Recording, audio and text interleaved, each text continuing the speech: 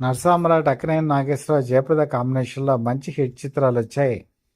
1977 సంవత్సరం ఫిబ్రవరి 6వ తారీఖున చక్రధారి సినిమా రిలీజ్ అయింది. ఈ సినిమాకి వి మధుసూదన్ రావు దర్శకత్వం వహించారు. భక్తిరస చిత్రం. నాగేశ్వరరావు ఘోరా పాత్రని ధరించడం జరిగింది.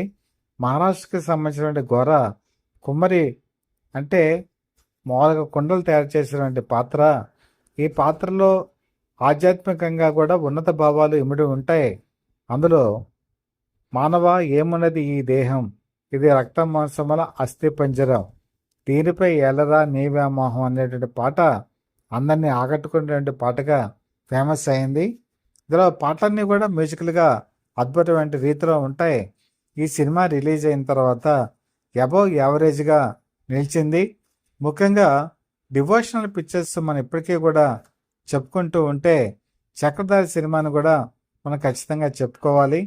ఈ సినిమా ప్రివ్యూ చూస్తున్నప్పుడు జయప్రద చేయడం జరిగింది.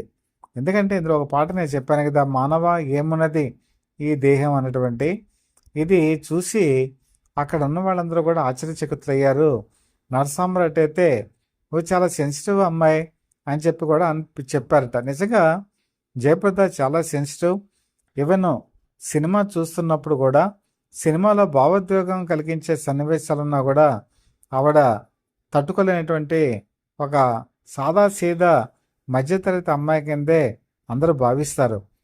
అలాంటి మనస్తత్వం ఉన్నటువంటి ఆవిడ అక్కినేని నాగేశ్వరరావుతో కలిసి నటించిన రెండవ చిత్రం చాణక్య చంద్రగుప్త. ఇది 1977లోనే ఆగస్టు 25న రిలీజ్ అయింది. ఇందులో ఎన్టీ రామారావు పక్కన ఆవిడ నటించిన, మరి ఇందులో చాణక్యుడి పాత్ర కూడా తీసే తగ్గింది కాదు. ఎత్తులు జిత్తులు రణతంత్రపు ఎత్తులతో సాగేటువంటి పాత్రలో జయప్రద కూడా ఒక పావులాగే ఈ సినిమాలో మనకి కనపడతారు. ఏదేమైనా ఈ పాత్ర కూడా ఒక విషకన్య పాత్ర. ఆ విషకన్యగా కూడా అందరినీ మెప్పించారు జయప్రద. ఈ సినిమా బాక్సాఫీస్ వద్ద అబవ్ యావరేజ్గానే నిలిచింది. వీళ్ళు డైరెక్ట్గా చేసినటువంటి మరొక చిత్రం మరి దేవదాసు మళ్ళీ పుట్టాడు. దర్శకరత్న దాసరి నారాయణరావు దర్శకత్వంలో 1978లో వచ్చినటువంటి ఈ సినిమా ఒక విధంగా ప్రేక్షకులు ఊహించిన రీతిలో ఈ కథ ఉంటుంది.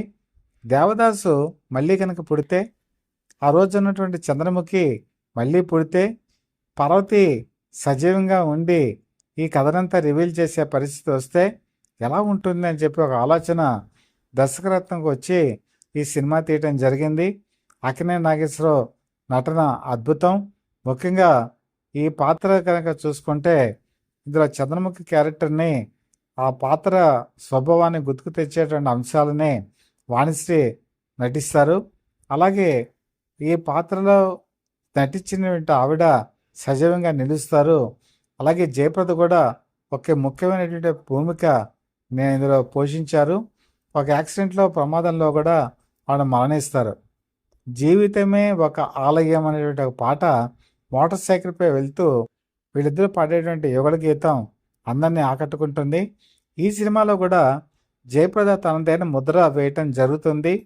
ఈ సినిమా అబవ్ యావరేజ్గా నిలిచింది. ఆ తర్వాత కాలంలో వీళ్ళ కాంబినేషన్లో వచ్చిన మరొక చిత్రం రామకృష్ణుడు. అది వివి రాజేంద్ర ప్రసాద్ దర్శకత్వం వహించారు. అది ఒక విధంగా చెప్పాలంటే హీరా ఫెరీ అని చెప్పేసి హిందీ మూవీకి రీమేక్గా చెప్పుకోవచ్చు.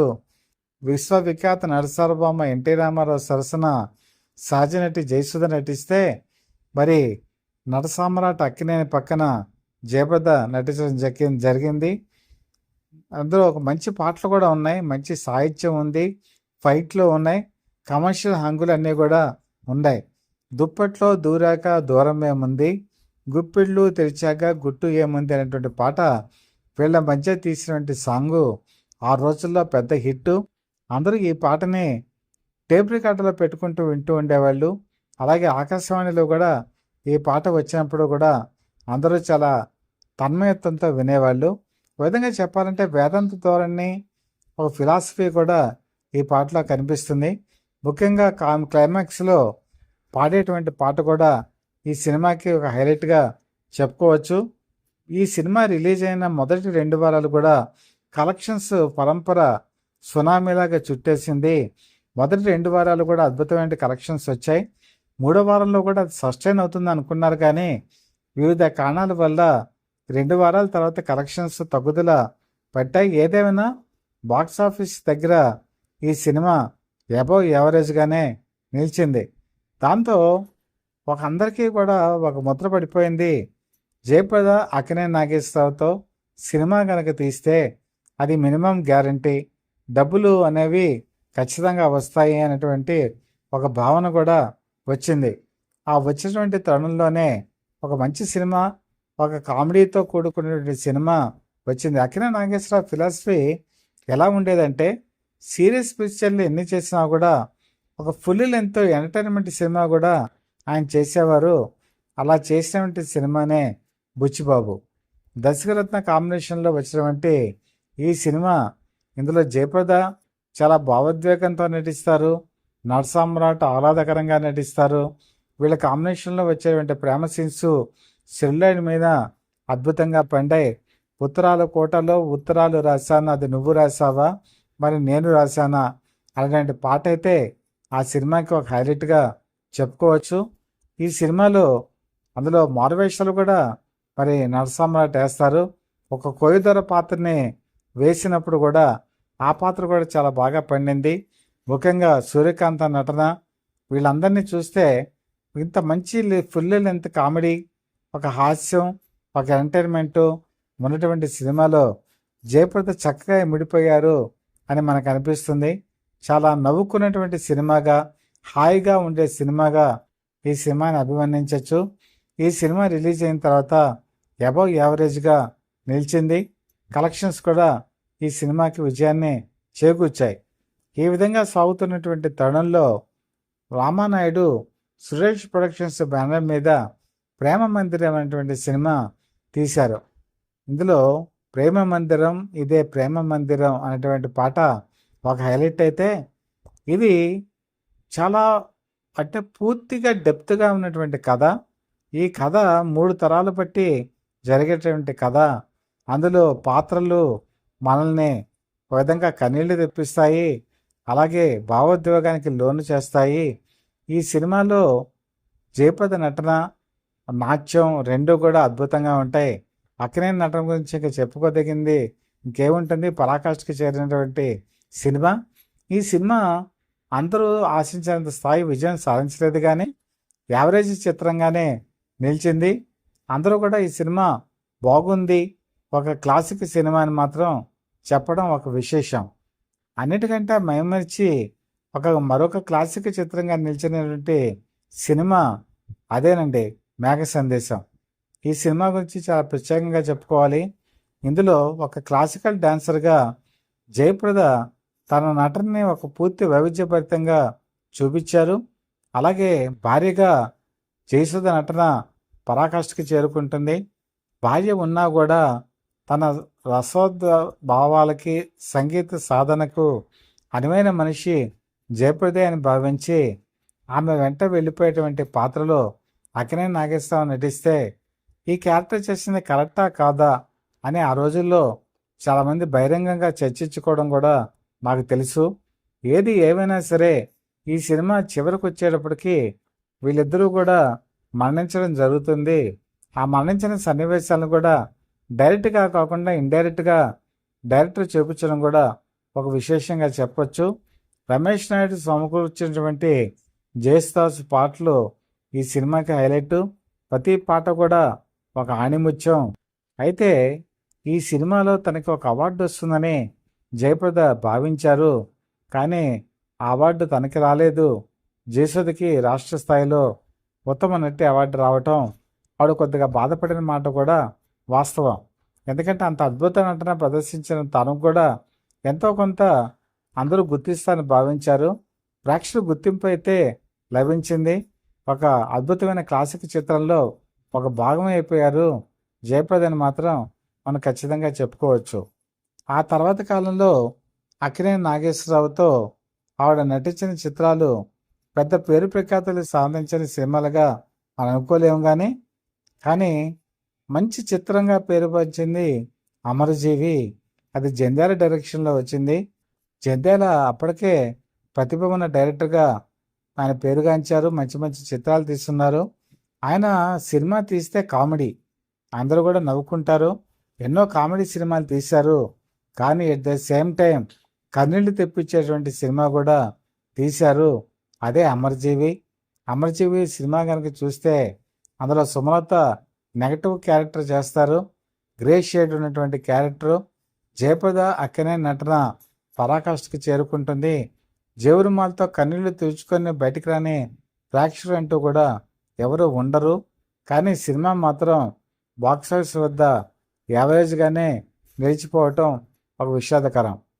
అదే తర్వాత కాలంలో వచ్చినటువంటి సినిమా తాండవ కృష్ణుడు. పి చంద్రశేఖర్ రెడ్డి ఎన్టీఆర్ ఏఎన్ఆర్ని కొత్త కోణంలో అంతకుముందు ఎలా చూపించారో ఏఎన్ఆర్ని కూడా కొత్త కోణంలో చూపించారు. ఒక మామూలు రివెంజ్ డ్రామా, తన ఆస్తిని కాజేసిన వాళ్ళని ఎలాగ భరతం పట్టాడు అక్కినేని నాగేశ్వరరావు అని ఈ సినిమాలో ఆయన చూపించడం జరుగుతుంది. జయప్రద కూడా హుషారైన నటనతో మైమరిపించేలా యాక్షన్ చేస్తారు. ఈ ఇద్దరు కాంబినేషన్లో వచ్చినటువంటి ఈ సినిమా మంచి స్టెప్పులతో మంచి పాటలతో అందరినీ అలరించే రీతిలో ఉంటుంది. బాక్స్ ఆఫీస్ వద్ద యావరేజ్ సినిమాగా నిలబడి ఈ సినిమా నిర్మించిన నిర్మాతలకు మాత్రం నష్టాలు తేకుండా వచ్చింది. లాభాలు రాకపోయినా కూడా బ్రేక్ ఈవెన్ పాయింట్కి ఈ సినిమా చేరుకోవటం ఒక విశేషం. అయితే వీళ్ళ కాంబినేషన్లో వచ్చిన చివరి చిత్రం సంగీత సామ్రాట్ 1984 నవంబర్ మంత్లో రిలీజ్ అయింది. ఈ సంగీత సామ్రాట్ సినిమా కూడా మంచి సినిమానే. సంగీతం శ్రీనివాసరావు పరో శంకరాభరణంలా తీద్దానికి ప్రయత్నం చేశారా కానీ అన్నీ కుదరలేదు. అలాగే ఇందులో నేనే సంగీత సామ్రాట్ అనేటువంటి పాట కూడా చాలా హైలైట్గా నిలుస్తుంది. నరసింహరాజుకి అప్పటికి వేషాలు లేవు. నరసింహరాజుకి అమరజీవిలోను అలాగే సంగీత సామ్రాట్లోను కూడా మంచి వేషాలు ఇచ్చి అక్కినేని ప్రోత్సహించడం జరిగింది. ఈ సినిమాలో కూడా జయప్రద ఒక నర్తకిగా అద్భుతమైన డ్యాన్స్ చేస్తారు. మంచి పెర్ఫార్మెన్స్ కూడా చూపిస్తారు. క్లాసికల్గా చాలా మంచి మూవీ. సంగీతం ప్రాణం పెట్టి తీసినటువంటి ఈ సినిమా బాక్సాఫీస్ వద్ద యావరేజ్ చిత్రంగానే నిలిచింది. ఆ తర్వాత కాలంలో వాడు హిందీలో బిజీ అయిపోవటం, ఇంకా అక్కినేని నాగేశ్వరరావు కూడా సోలో హీరోగా కాకుండా మామూలుగా మిగతా క్యారెక్టర్ ఆర్టిస్ట్గా వేషాలు చేయటం మొదలు పెట్టడంతో వీళ్ళిద్దరూ కలిసి నటించేటువంటి అవకాశం మరొకసారి రాలేదు. ఏఎన్ఆర్ జయప్రద వీళ్ళిద్దరి కాంబినేషన్ ఎప్పటికీ కూడా చిరస్మరణీయం. ప్రతి జంట ఇలా ఉండాలి అని కోరుకునే జంటగా సెల్యులాయిడ్పై మిగిలిపోయారు. అభిమానులు ఎప్పుడూ కూడా వీళ్ళ సినిమాని తలుచుకుంటూ ఉంటారు. ఏఎన్ఆర్ కెరీర్ని జయప్రదంగా ముందుకు తీసుకెళ్ళినటువంటి జయప్రదని మర్చిపోయిన వారంటూ ఎవరుంటారు? మీకు గనక కంటెంట్ కనుక నచ్చినట్టయితే మీ అనుభవాలు ఇంకేదైనా ఉండుంటే కామెంట్స్ రూపంలో నాకు తెలియచేయండి. ముఖ్యంగా ఛానల్ని సబ్స్క్రైబ్ చేసుకోండి. మీ బ్లెస్సింగ్స్ మాకు అందజేయవలసిందిగా మనస్ఫూర్తిగా కోరుకుంటూ మీ మిత్రుడు శ్రేయోభిలాషి సత్యవాద people live TV chief DVSS Krishnaprasad.